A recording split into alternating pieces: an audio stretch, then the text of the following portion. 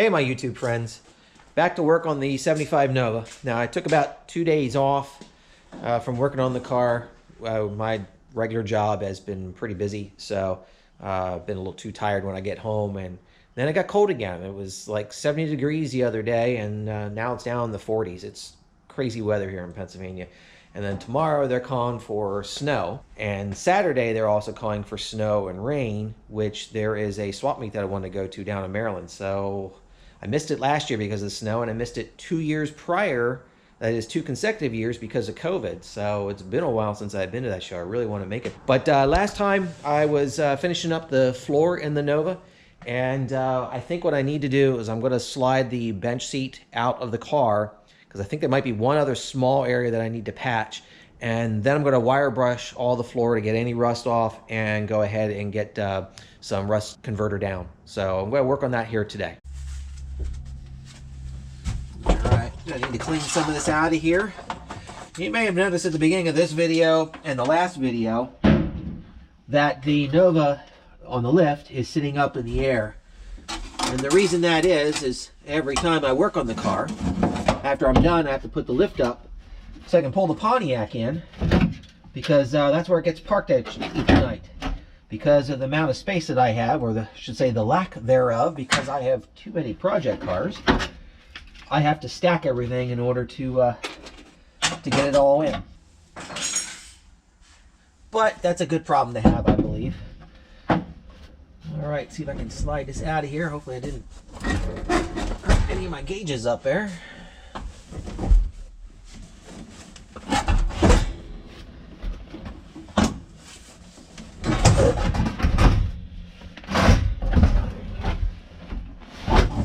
Sure does make it easy when you're one person. When you take the backs off, and all you gotta do is take the lower out to get your bench seat out of the car. This was some sound deadener that I had for many, many years ago. I got it off of eBay. It was, you know, it worked. I used it in the Impala. I used it in my 75 Corvette. I used some of it on the Firewall and the 55 Chevy, so I've gotten a lot of use out of it, but this is the last of it. But I think I have Killmat. It's been so long I can't remember what brand I bought, but I got it off of Amazon. I think it was pretty affordable. So that's what I'll be using in here. So I'll show you here that I got one other little patch that's pretty ugly. I'm going to take that out of there, and we're going to fill that hole. And then I think we're in pretty good shape. This mess over here was because they had torn this so badly, and to put the bench seat back in, there was no nut left. So I welded a nut to a plate, and then I put the whole plate in. So that's what all this stuff is. It's kind of ugly, but it's going to be covered. I'm not going to redo any of it. That's just the way it's going to stay. But this is ugly. I'm going to get rid of that. Let's fix that up a little bit better. Then I think I'll have all the holes done. Yep. It looks like there's a little hole right there. I have to take care of that. Alright, so I got the inside pretty well cleaned out here now. So there you can see what the floors look like at this point. What I'm going to end up doing is using this rust converter. I've had this for many, many years. You might be able to Google that and find it, or you can probably find something that's like this. I think mostly it's probably like phosphoric acid or something. But this is meant to spray over rusted areas. The right setting, there we go. You let it sit there and foam up a little bit, and it'll start to change color, so you know you've gotten it. I'm hitting bare metal as well. Hit that back there, especially where I did that repair. I'm going to walk around to the other side and do that one. All right.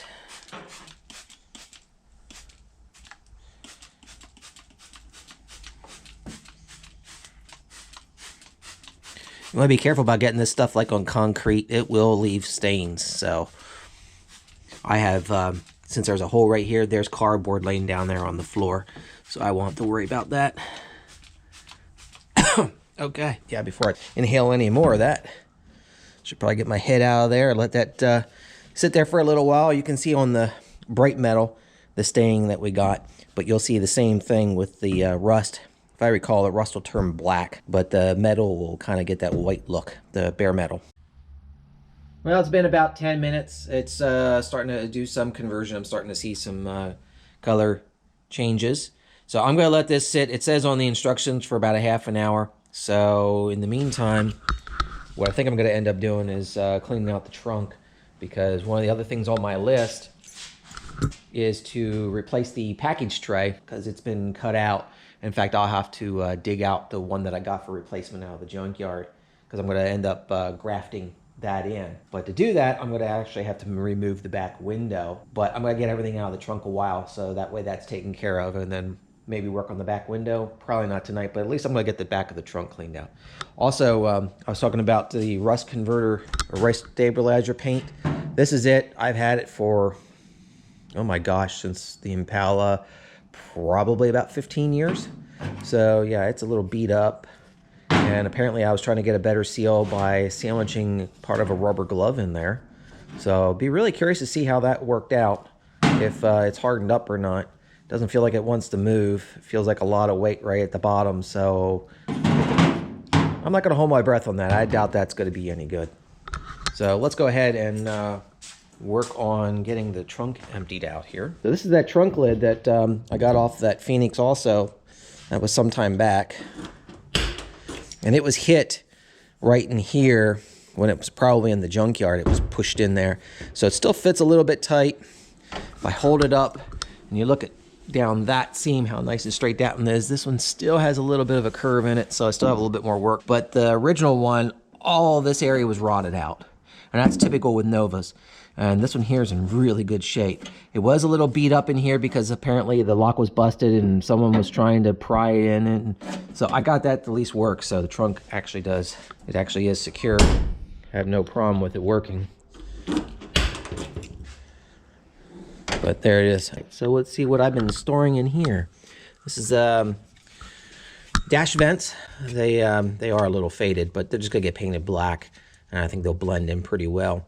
But hers are all busted up, so I managed to get these out of another Nova that was in another junkyard. I think it was at Bonner's I got this one. For right now, here's the radio that originally was in my 75 Nova back in the 80s. So strangely enough, I kept it. Probably because I replaced it with something else, probably a Kenwood or something. But anyway, I had tested this a while back and it still works. So this is actually going to go in her car, which is kind of cool that she's going to have the radio that we probably listened to music together when we were dating. Got some extra parts, got some fender extensions. I think I got like 2 or 3 more of these up on the shelves. So these things aren't cheap to come by. And a lot of times this is what goes wrong on this generation Nova, is these areas snap. So that's the only one that's bad on that, but otherwise that's a pretty good piece. So that's probably why I grabbed it, because you just never know. I'm curious, you can leave in the comments, anybody else car part hoarders that maybe have like 5 or 6, something crazy, a number of pieces for one car that you only need one of or something? I'd just be curious, drop it in the comments. This is another thing that's very common on this generation Nova. They break out here. Now this one here does have a little crack, but I can super glue that before that gets used. They also break out in these areas then as well. These just need to be cleaned up, and you can dye them whatever color you need. So I've got a good set, even though they look horrible. They're good. They're not busted. I mean, there's some light cracks. Like I say, I'll shove some super glue in that. If I have to, I could even wrap some fiberglass mat around that to help support it. But these just need cleaned and re-dyed, and they'll be like new. Got an extra taillight gasket. These taillights that are in the car, I had replaced these. I got these off of eBay. And you can buy new repops, but they're pretty expensive. If I recall, they're like $400 or $500 for the pair. These weren't too bad. They were driver quality. They just need cleaned up. But the other problem that they had was this one here. You can see it looks a little weird. This was cracked up, and so I wrapped it in fiberglass. So that way I made nice repairs on these and then just repainted them. And I think the other side was actually in pretty good shape. Yeah, I don't think there was any breaks in that one. But the other one, like I say, I had to make a repair. And this car I've already converted to LED lights, so again, they put universal joints in here. There's the empty box. Well, at least they're made in the USA. That's good. Good there. This is your grill mounts. So somebody probably needs them somewhere. Shifter, that looks like 80s to me. I have no idea why that's sitting in here.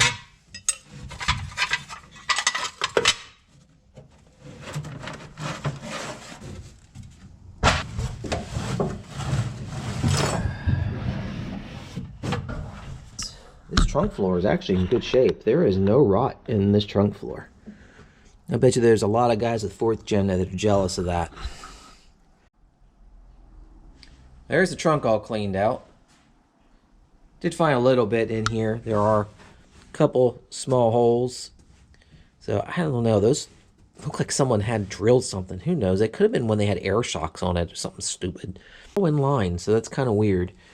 And I think that might be a rot hole right there. So I think that's the only problems that I see in the trunk. So when it comes time, I'll just clean it up. And I'm not going to weld these shut since the gas tank is right below there. I'd rather not explode. So I'll probably just fill them in with some JB Weld or something like that. And then it'll get the splatter paint on here to make it look good. All right, well, let's see what the floors look like inside. So it's been about 20 minutes or so on this. So I don't know how well you can see it on the camera, but it is starting to change some colors in here. I'm getting some white, some dull grays. So I think that's converting and doing what it needs to do. So let's see if my rubber glove idea did any good. Yeah, that's not too promising. All right, I guess I'm just gonna have to tear into it this way. Yeah, that's disgusting.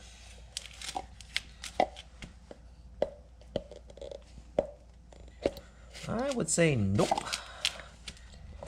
Yeah, I would say that's no good. That's no good. So let's go to the next cam. This is a different product. I got a little bit of tape on it. Let's see if that did anything.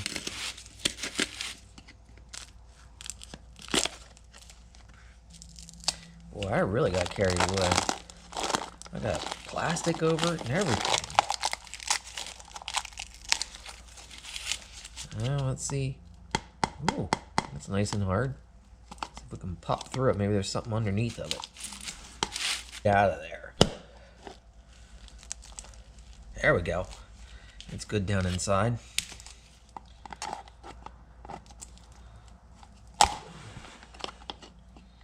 Yeah, okay. I think I can make some use out of this. Make a hole in there. All right, I'll put this on.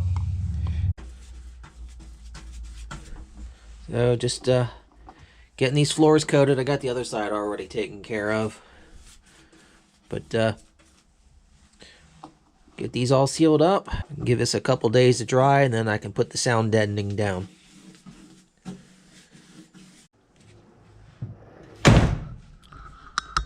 Okay, well, I think that's where I'm going to have to leave things for the night.